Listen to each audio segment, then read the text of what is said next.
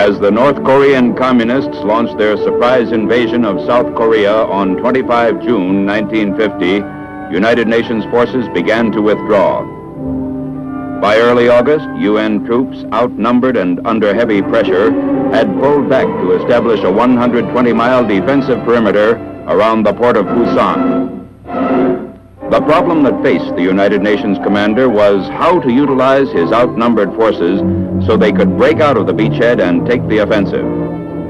Aerial reconnaissance had established that supplies and reinforcements for the enemy were being funneled along two main highways through Seoul, southeastward to the Busan perimeter. After estimating the situation and considering several possible plans of maneuver, General MacArthur decided to make an amphibious attack behind the enemy lines at the transportation and communication hub which centered around Seoul.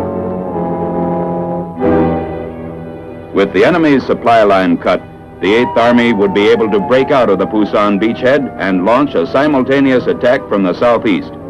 However, before the amphibious attack could be launched at Seoul's port city, Inchon, high-level conferences were necessary.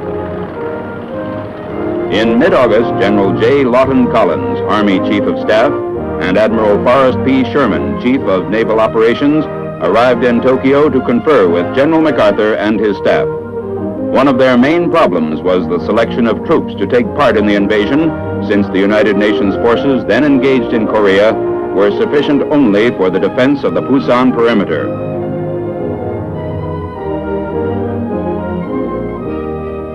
Perhaps an even greater problem was presented by the tidal conditions at Inchon, considered among the most difficult in the world for an amphibious operation. Extensive studies were made of the area, including examination of scenes such as these, photographed in 1945 during the U.S. occupation.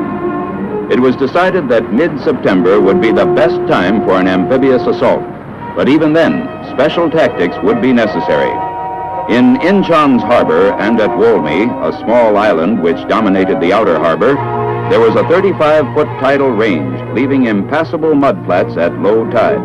Assault landing craft would be able to approach the beaches only during the 3 hours of each high tide. Troops landing in the first waves would have to stick it out alone until the next high water. Meanwhile, it was decided that the 7th United States Infantry Division, which had been on occupation duty and undergoing training in Japan's snow-covered northern region, would constitute one major ground unit of the invasion force. The entire force would be designated the 10th Corps. Part of another major ground unit of the 10th Corps came from Camp Pendleton, California. They were members of the United States 1st Marine Division, which was at that time deployed in widely separated areas of the world. Other units of the division were assembled from the Mediterranean area and Hawaii. Still other 1st Division Marines were already in Korea, helping to throw back the all-out communist attack on the Busan beachhead.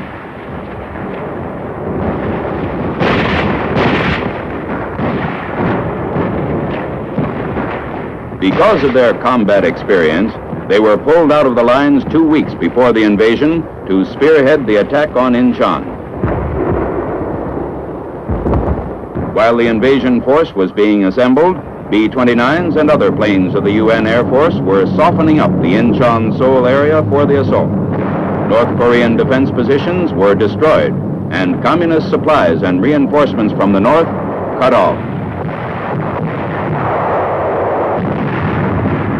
Ships and aircraft of the United Nations fleet joined in softening up the Inchon area.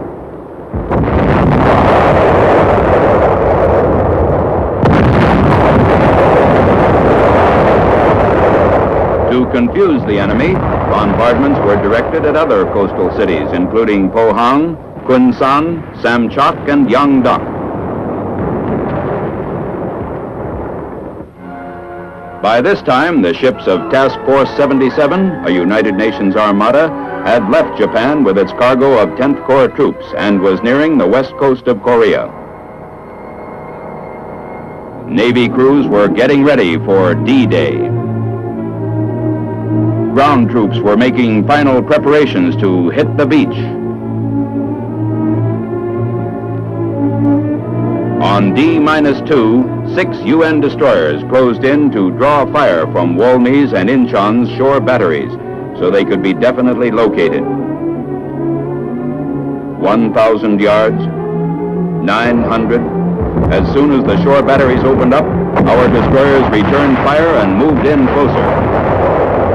The probing action was successful.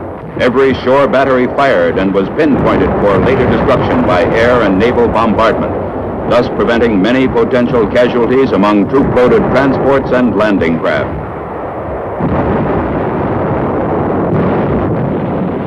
One of the destroyers, the Colette, received direct hits from a shore battery only 600 yards away. The preparations were completed, and this was the invasion plan. At 0600, 15 September, after a pre-invasion bombardment, the 3rd Battalion of the 5th Marine Regiment would land at Walmey and secure the island during the hours of the morning high tide. On the evening high tide at 1800, the remainder of the 5th Marine Regiment and the 1st Marine Regiment would simultaneously attack the city of Inchon from the north and south respectively. These 2 regiments, followed later by the 7th Marine Regiment, would move inland as rapidly as possible along the Inchon-Seoul axis. Their primary mission was to capture the city of Seoul. As soon as possible after the 1st Marine Division was ashore, the U.S. 7th Infantry Division would be landed through the port of Inchon, proceed east along the Inchon-Seoul axis, then turn south towards Suwon to protect the southern flank and establish a line against which the 8th Army could crush the retreating communists. The 1st Korean Marine Regiment would clear captured areas, and the 187th Airborne Regimental Combat Team would be held in reserve in Japan.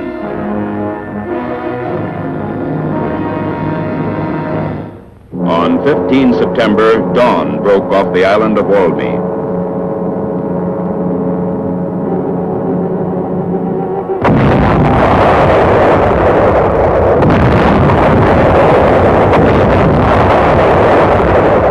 Guns of the 262-ship United Nations Armada began their point-blank preliminary bombardment. Tiny Walmey broke into flames as naval gunfire hit enemy ammo and fuel dumps. General MacArthur observed from the command ship. At 0630, the invasion began. 15 seconds before the Marines hit the beach, the bombardment was lifted at Walmey, but continued at Inchon.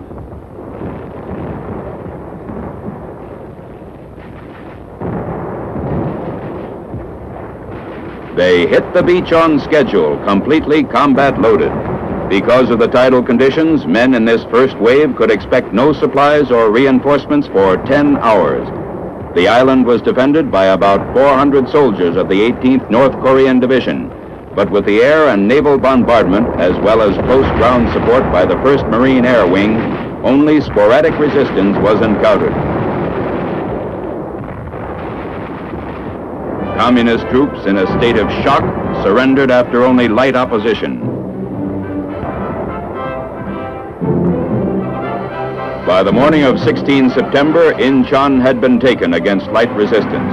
While the 1st Korean Marine Regiment cleared the city, the United States 1st Marine Division started toward the Han River, and beyond it, the former South Korean capital of Seoul, which lay about 20 miles from the Inchon beachhead. 4 miles out of Inchon, they passed burning Russian-made T-34 tanks.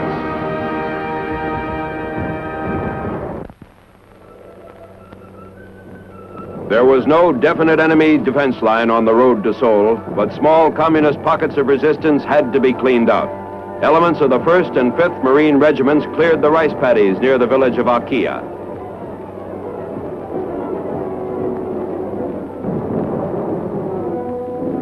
On 18 September, a launch neared shore between Inchon and Seoul. Aboard was General MacArthur. He was met by Major General Edward M. Almond, commander of the 10th Corps. As General MacArthur came ashore, he was greeted by Major General O.P. Smith of the 1st Marine Division.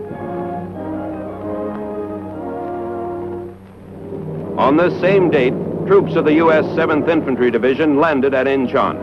First to disembark were men of the 32nd Regiment. They moved rapidly inland, then southward to form the base of an anvil against which the 8th Army, driving north, would crush the North Koreans.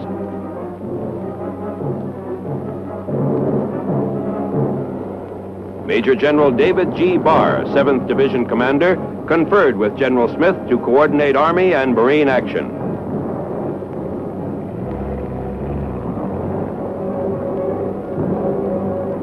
On 19 September, the 5th Marine Regiment was maneuvering along the west bank of the Han River, poised to launch an amphibious attack.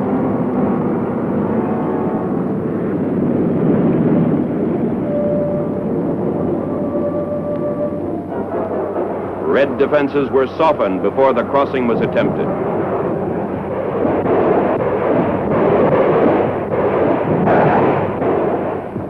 In the early morning hours of 20 September, the 5th Marine Regiment started across against enemy resistance. It was expected that the crossing would be difficult, for the river is very wide in this area.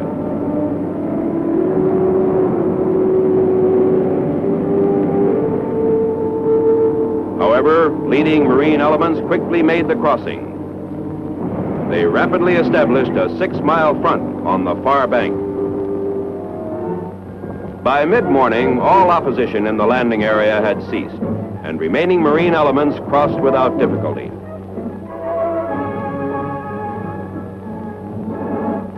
They had cleared the greatest barrier between Inchon and Seoul.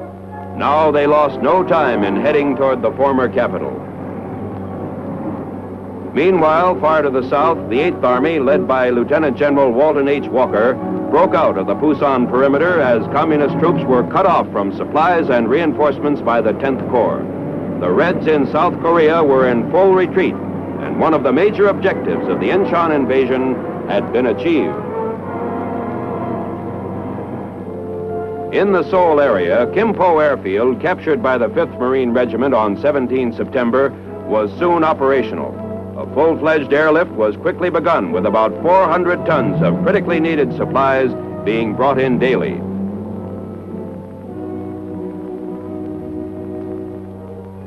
General MacArthur, arriving at the airfield after a frontline inspection tour, again conferred with his combat commanders. He discussed the tactical situation with General Almond. Held in reserve in Japan, the airborne 187th Regimental Combat Team was landed at Kimpo on 23 September, quickly rushed to a staging area, and ordered to proceed northward to capture the Kimpo Peninsula.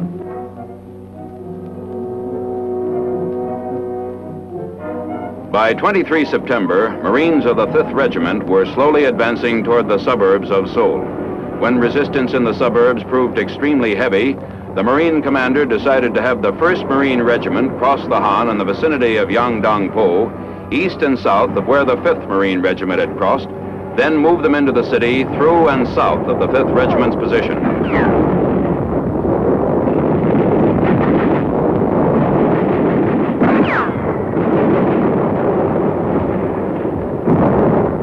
Fighting in Seoul's suburbs now reached the house-to-house stage as the Reds fortified some of the main buildings.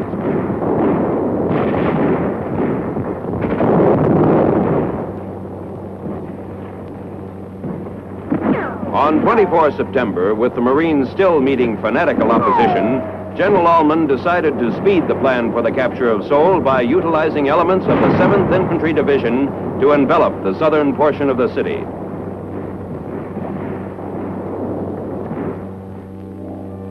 This was the general situation of the 10th Corps on 24 September. The 187th Airborne Regiment and the Korean Marines were destroying the enemy on the Kimpo Peninsula. The 7th Marine Regiment was driving the enemy to the north. The 5th and 1st Marine Regiments fighting in the suburbs of Seoul were encountering fierce enemy resistance, which precluded an early capture of the city. The 7th Infantry Division, having seized the important airfield at Suwon, was deployed on the southern flank. Now the commanding general, 10th Corps, directed the 7th Division commander to commit one of his regiments in an amphibious crossing of the Han River. The regiment's objective was to attack the city amphibiously from the south, capture South Mountain, the commanding terrain in the city, and envelop the enemy's southern flank.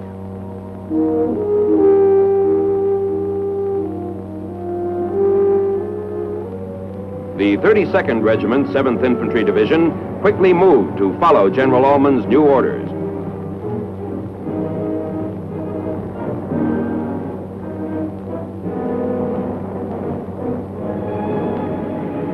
At 0630 on 25 September, after a 30-minute artillery barrage, the 32nd Regiment began its crossing southeast of Seoul.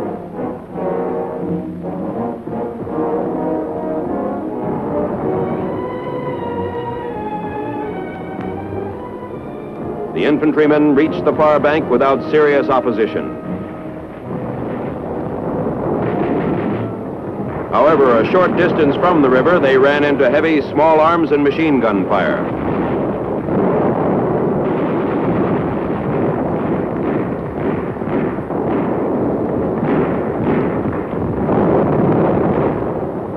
By noon, the 32nd Regiment had captured South Mountain. With this commanding terrain in our hands, the defenses of Seoul virtually collapsed. Marine and 7th Division units, assisted by the 17th Rock Regiment, drove the North Koreans out of the city on 26 September.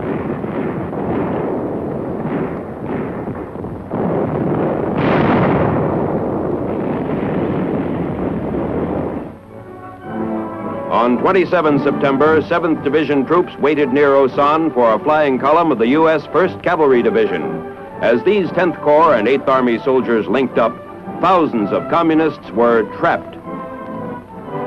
The anvil and the hammer were joined. In the Republic of Korea's war-scarred capital on 29 September, General MacArthur participated in Seoul's liberation ceremony. To Dr. Syngman Rhee, South Korea's 75-year-old president, the UN commander restored the city. With the 8th Army moving through its position, the 10th Corps was relieved of all tactical responsibility on 7 October. In 22 days, it had completed its job in the Seoul area and was on its way to another amphibious operation.